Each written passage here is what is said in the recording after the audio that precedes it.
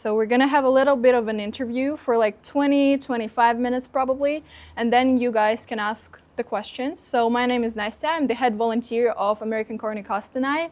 And can you please tell us about yourself? Yeah, my name is Demonte Flannigan. I came here from Los Angeles, California, and I play for Tobol Basketball team here. Yeah. Okay, so can you tell us what was this like to grow in your hometown? Like, just in general. Well, I originally grew up in Cleveland. I've lived in Los Angeles for the last 10 years, but for me, it was really nice. I had my whole family around me. I have 3 sisters and my mom, and we're all very supportive of each other. So it was a good atmosphere. I went to a private school, and it was good. Oh, great. So, did you go to college there, or you Yes. started playing? So I went to Cleveland State University. I got my degree in psychology and marketing, and I went there for 4 years. Okay, great. So, can you tell us how did you first got into basketball? Yeah. So first getting into basketball, I was 11 years old. Honestly, I was just the tallest kid in school. So one of my friend's dad, he asked me to play basketball with his team. He had a basketball team, and I fell in love with it. My first dunk, I was 11 years old. So The same year. yeah, the same year I was able to dunk, and I was 11. So I just started to get better and better every year, and I just fell in love with basketball. Yeah, we can see by the games. Yeah. So, besides basketball, what are your hobbies and what you're passionate about? Hobbies, I love to play the piano. A piano. Yeah, the piano. Wow. I like to read a lot. I like to hang out with friends. Honestly, anything to do with people that I'm close with, people that I love, it's I can do anything and just have a good time. So probably, what's your favorite genre of books to read? I love documentaries. I mean, not documentaries, autobiographies, biographies, self-help books. I read nonfiction, a lot of nonfiction. I don't really read. I'll read some fiction when I just want to open a book and just like chill, but mostly autobiographies. Okay, that's a great choice. So you've been living in Kazakhstan for how long? It's been 8 months. 8 months. Okay, great. And have you tried our national food? Yes. And I what's have. your favorite? I love Bismarck. Okay. I know that's the biggest one, but yeah, I really like it. Horse meat is not available in America, so it was my first time trying it here, and I like it a lot. And what do you think about horse meat? I think it's good. I mean, You like it? Yeah. Yeah, it's really Okay, good. great. So what was it hard to adapt in Kazakhstan, or it just went through? So no, this is my 8th season overseas. I played in 8 other countries, so I'm used to going to different countries and adapting to their cultures and the way that they do things. It's a normal thing for me. So I actually look forward to it because you learn a lot about people, you learn a lot about cultures, and I think you become a better person by doing that. So I like to really adapt and immerse myself into the culture. Okay, great. And what is the biggest differences between living in, for example, other 8 countries and Kazakhstan, or about the adaptation? The biggest difference.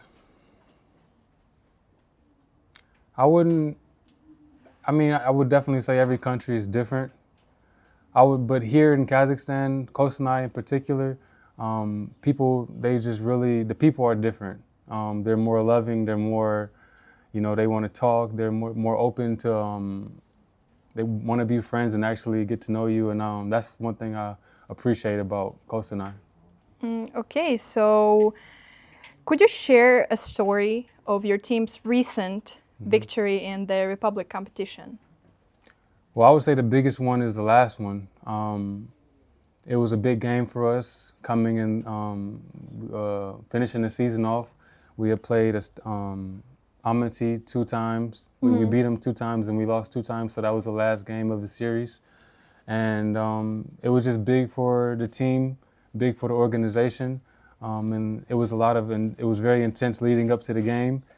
And we were just very excited to get that win. And that was a different experience that I have experienced. I've won championships, but I knew this would be really big for the team and for the organization.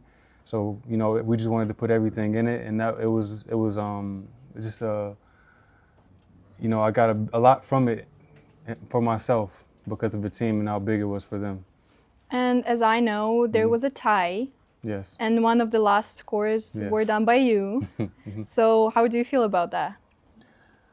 I was happy I was able to help my team get that victory. I know that game in particular, I did everything that I could for the team, and I know everybody else did, and it was really good to be able to end it that way, end the season that way. You know, getting a dunk at the end of the game, and the crowd just embraced me, and it was a good cap off to the season. And could you share with us one lesson, for example, that you've learned off of sports or of this victory? It might be very simple what I'm about to say, but just like keep going, honestly, because last year I experienced a really bad injury, and I didn't play last season. So coming here, I didn't know what to expect. I was just grateful to be able to be on the court again, and I just kept going. I fought through my injury. I fought through the beginning of the season not playing at my best. And of course, any player that doesn't play at their best, they question themselves and their abilities, but I just kept going. And at the end of the season, you know, it came to a great ending because I just kept going. So push through the hard times, push through anything that's happening in your life, and you'll be successful.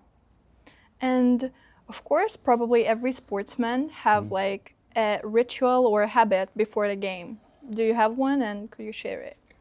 Yeah, for me, I listen to music, but music with no words, so I like to visualize what I want to do in the game. And then I go through my normal stretching and shooting routine. And then right before the game, I write something on my shoe. You have one of my shoes. Yeah, we got and that. I have a lot of writing on that shoe to just like help. I have enough motivation because I want to be successful, but if I write something on my shoe and I'll remember just to keep going and pushing because I have a why. And when I mean why, I have a reason why I want to be successful. Okay, that's a great motivation, for example. And how do you usually spend your weekends when you're not playing or when you're not training? Weekends. Or like weekdays? Yeah, I'll just hang out with my teammates or go get coffee here.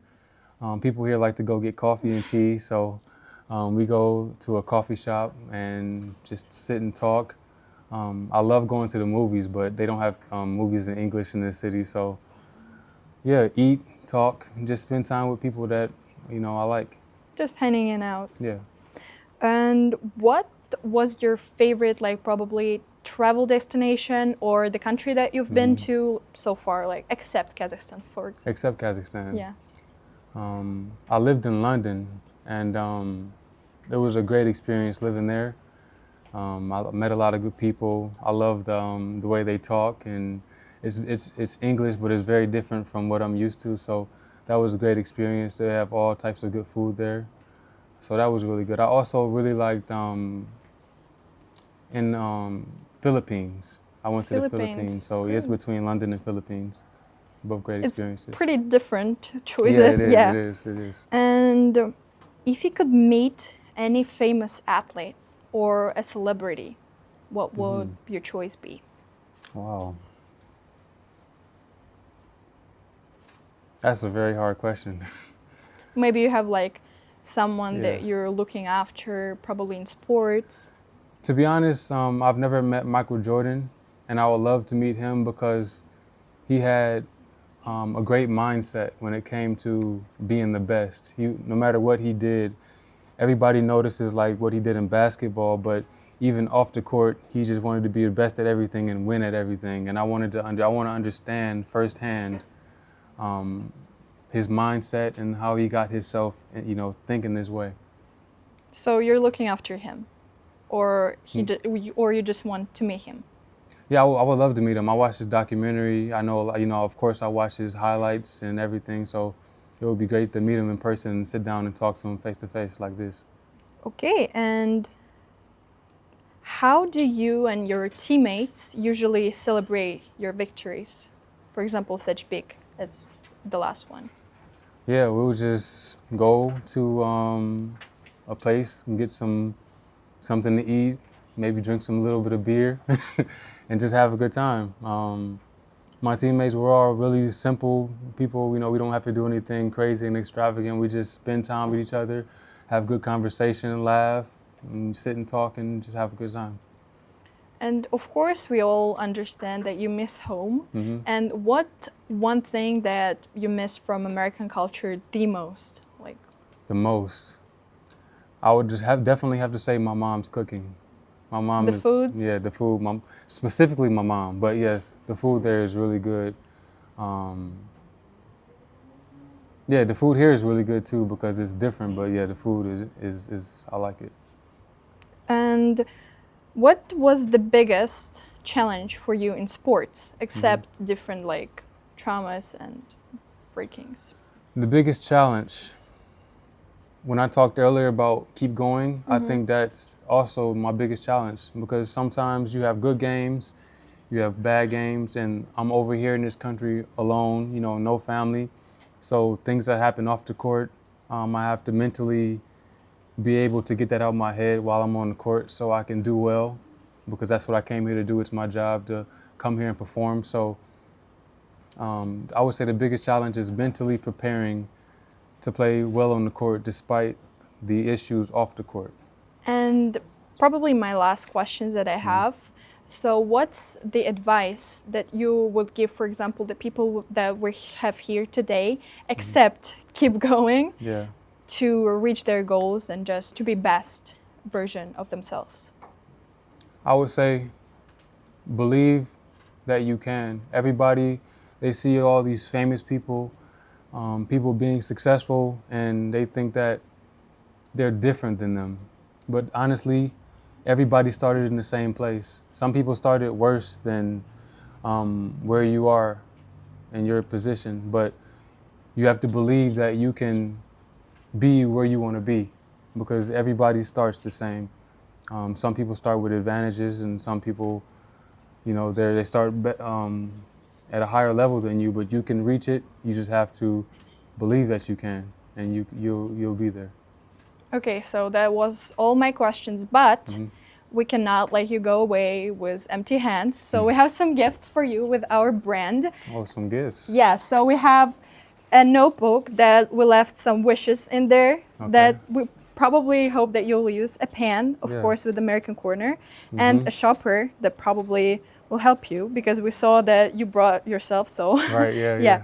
But we Thank also want you to leave something except your shoes inside, so we want you to sign Yes, this of course. bowl and leave it for us. Yep, no problem. Thank you.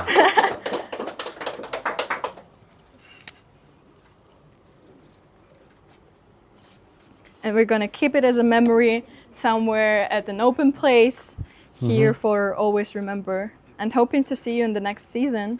Yeah, maybe, we'll see.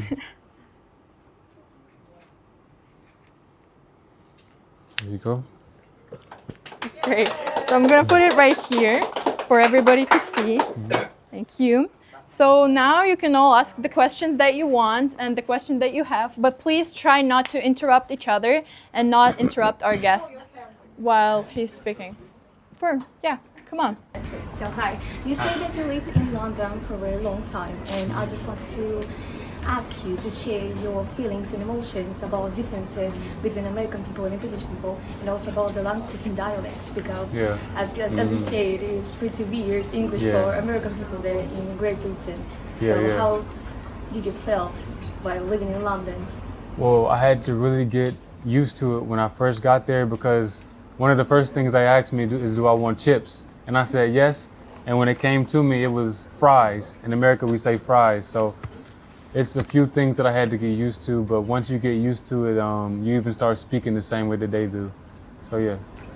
Okay. What is the biggest difference between our basketball and basketball in other countries?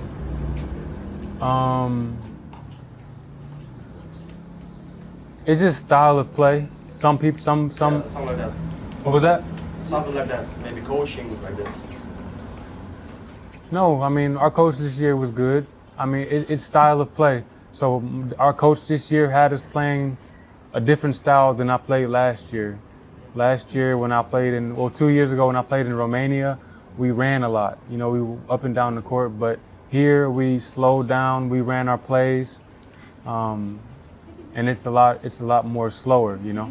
And also, what do you think? Who will win the NBA finals? The Thunder. I think the Thunder will win it. Yeah, thanks. Ooh, yeah, probably the Thunder. One more question. Mm-hmm. Inspired by you, sir, this morning I bought myself a basketball. Really? Yeah, really. Nice. Can you give me some tips how to ball like you? Well, starting off, I would say it's important to be able to handle the ball. So a lot of ball handling. And if you want to shoot good, I would say start in close, work on form shooting, and work your way out. That's important. Yeah. Yes? Sir, what do you plan to do right after your retirement from basketball? Ooh, that's a good question. No, that's a good question. So I got my degree in psychology, as I said earlier. So I'm interested in pursuing sports psychology and talk to athletes either on a one-on-one basis or as a group to help them mentally be better, so they can play better.